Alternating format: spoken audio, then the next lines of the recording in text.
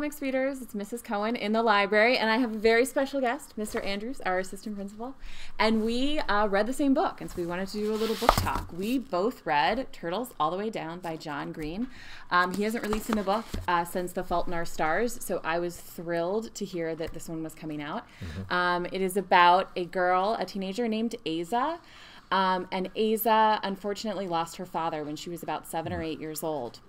And her mother sent her to what she refers to as sad camp.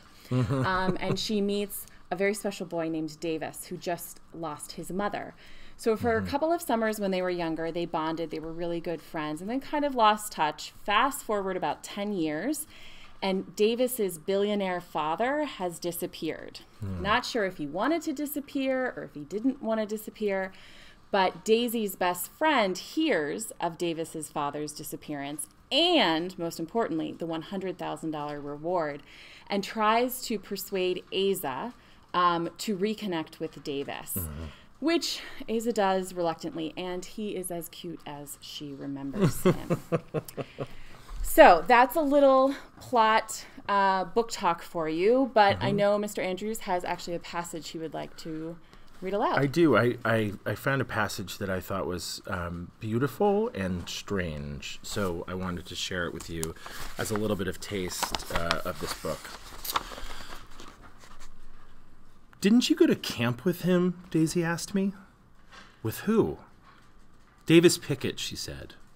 "Yeah," I said. "Why? Aren't you listening?" Daisy asked. I am listening, I thought, to the cacophony of my digestive tract. Of course, I'd long known that I was playing host to a massive collection of parasitic organisms, but I didn't much like being reminded of it. By cell count, humans are approximately 50% microbial, meaning that about half of the cells that make you up are not yours at all. There are something like 1,000 times more microbes living in my particular biome than there are human beings on Earth, and it often seems like I can feel them living and breeding and dying in and on me. I wiped my sweaty palms on my jeans and tried to control my breathing. Admittedly, I have some anxiety problems.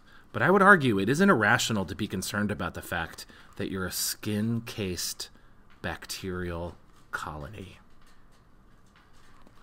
So that passage is really, really early on in the book, and it just grabbed me right away as a sort of as a little sort of snapshot into a character's mind, and I thought there was something about the way that she was talking about herself that I connected to. So immediately I was really deeply in the book. When I started reading this, I thought, I know what this is.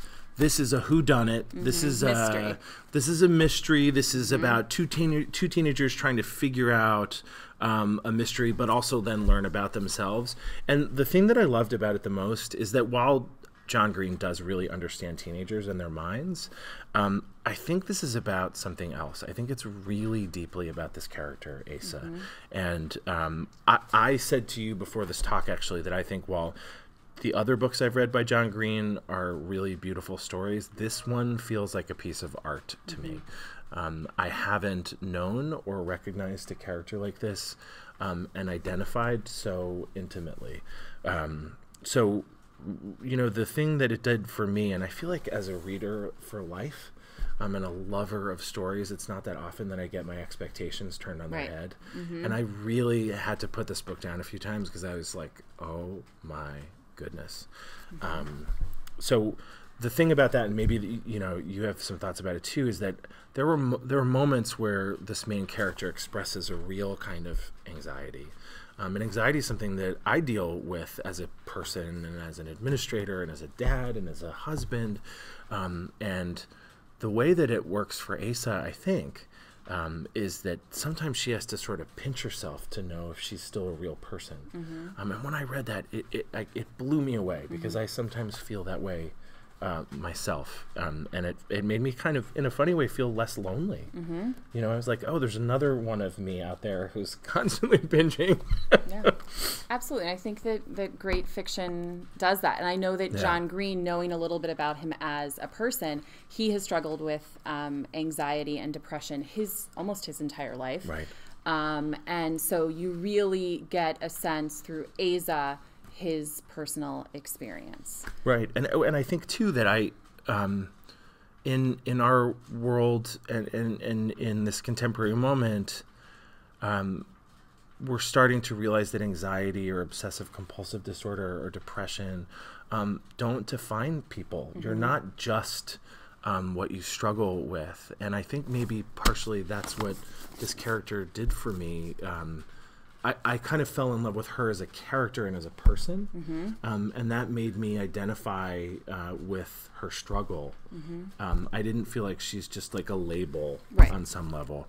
And part of that, I think, really has to do with the supporting characters in the book, too. This is a book, I think, like a lot of John Green books, about friendship.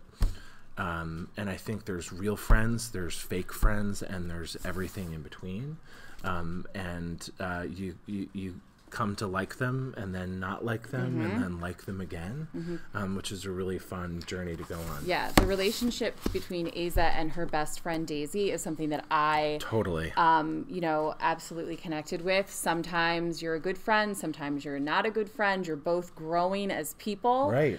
And your friendship is growing. Well, and also there's a point in the book where the characters don't change, but their circumstances change a lot. And it's really funny. It's like if you're friends with someone and your relationship is sort of based on the way that things are, and then someone has a tremendous change.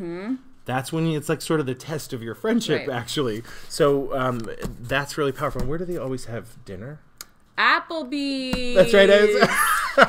Big plug for Applebee's. That's right. That was a throwback for me because I remember being in high school and meeting friends for Applebee's and like trying to. It might be Smashburger for our students, but but I remember like going in there with like 9 single-dollar bills and saying, "Can I get like a cup of ice cream, a Coke, and an order of fries?" Right. And always ordering ice water. And always, that's right. Thank you, John Green. If you ever see this, I know you troll YouTube, and not in a bad way. But we're grateful to have this, and our kids, hi guys, are reading this and loving it, and are feeling excited and supported by it in important ways. So it was a pleasure to talk about this with you. I know Miss Cohen has a few recommendations. Yeah, so, if you liked Everything by Nicola Yoon, or Eleanor and Park, one of my absolute favorite books, you may like Turtles All the Way Down by John Green.